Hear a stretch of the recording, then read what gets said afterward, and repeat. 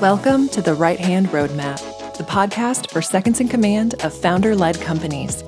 I'm your host, Megan Long, owner of Second First. In each episode, we show you the path to success on your journey as the number 2 leader in entrepreneurial companies.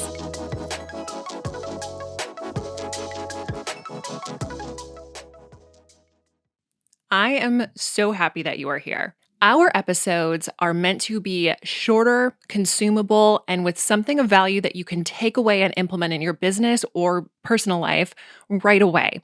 It's kind of like business books where there are some really good takeaways, but you read it and think, man, this was probably about 200 or 250 pages too long. That is not what we want here.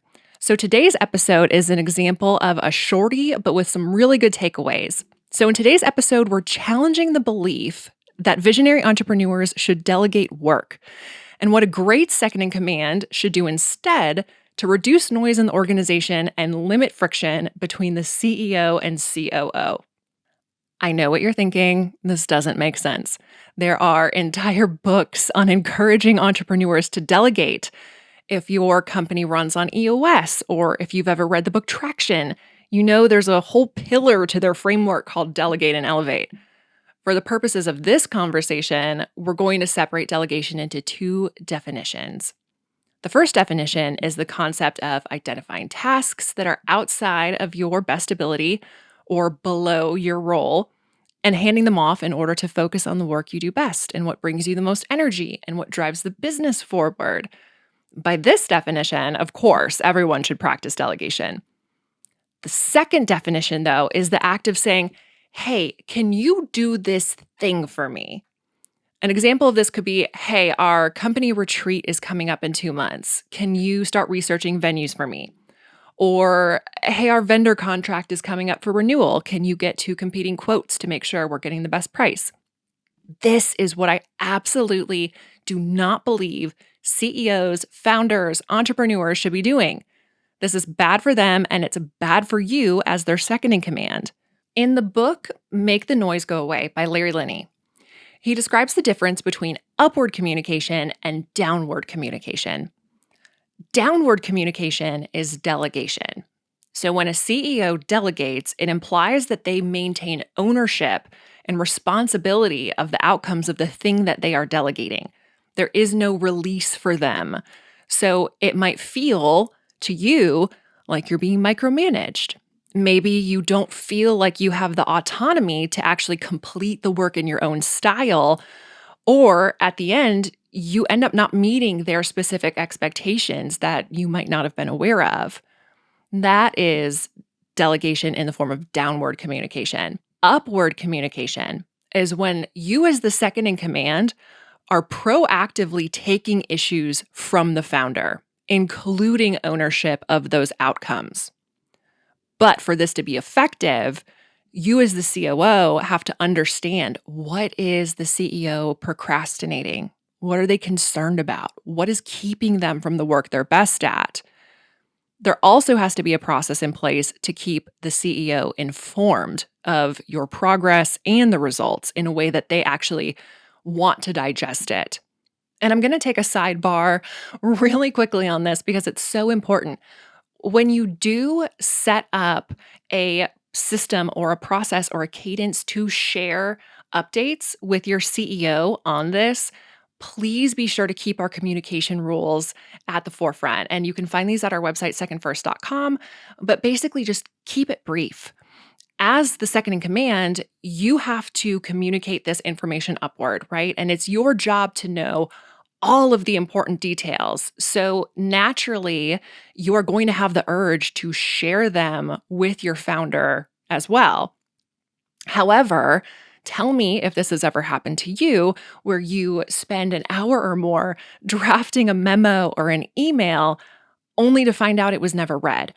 Or your CEO starts asking you questions and you're like, I already sent you all of these answers. I spent all that time in that 7-paragraph update that I sent you. Clearly, you didn't even read it. The challenge is finding the balance between providing comprehensive details and overwhelming your CEO with excessive information. If you inundate them with too many details, it leads to frustration around what these details mean. They just see it all as noise. Conversely, if you give too little information, that's when you start to experience your founder diving into the data themselves. They don't have the context that you need to provide for them, so they start making incorrect assumptions or misinterpreting the data. So if you find that your emails or memos are being ignored, your CEO says they're unaware of something that you already thoroughly explained, or you find that your founder is pulling reports and data themselves, this is a really good thing for you to keep in mind. Just to keep it brief, or like the TLDR, too long didn't read. Number 1, start with an executive summary. Number 2, use bullet points for key facts. And 3, just be super concise. Number 4, though, is to include or have all of the supporting details available for your CEO to dig into on their own time if they want to. So a little bit of a sidebar, but something that I think is extremely important when it comes to successful upward communication.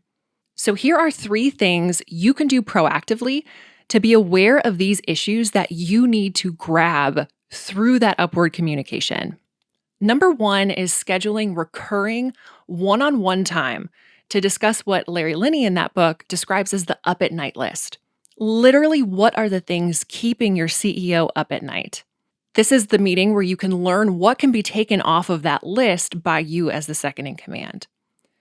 The book Rocket Fuel describes this type of meeting as a same-page meeting, but basically it's a 2 to 4 hour monthly offsite meeting that is meant to build your relationship, go over any issues you're running into, any concerns, disconnects, and actually work through them all until they're either solved or you have a really solid action plan to move forward. Number 2 is learning to anticipate what your founder may need, even if they don't know themselves. I know, so much easier said than done. This obviously comes with time, but begin asking questions to figure out the why. So tell me more about that.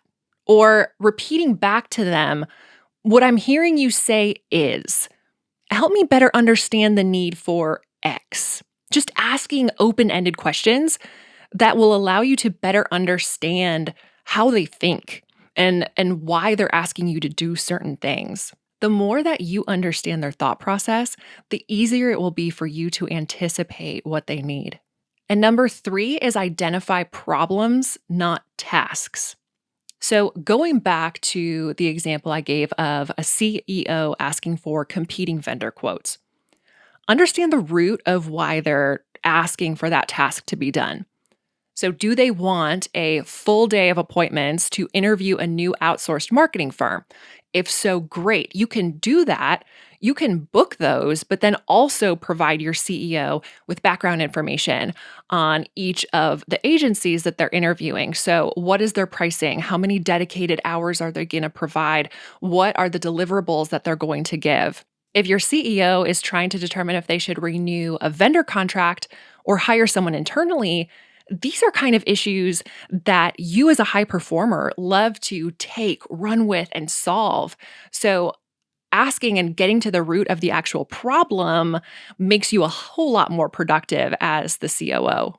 By practicing this upward communication and understanding what your CEO truly needs, I promise you'll never view delegation the same when it comes to working with your founder. To find show notes and links to anything mentioned in this episode, visit secondfirst.com/2, just the number 2. Be sure to subscribe to catch future episodes and leave us a review on whatever platform you're listening on. Remember, you don't have to navigate being a second in command alone when you have the right hand roadmap.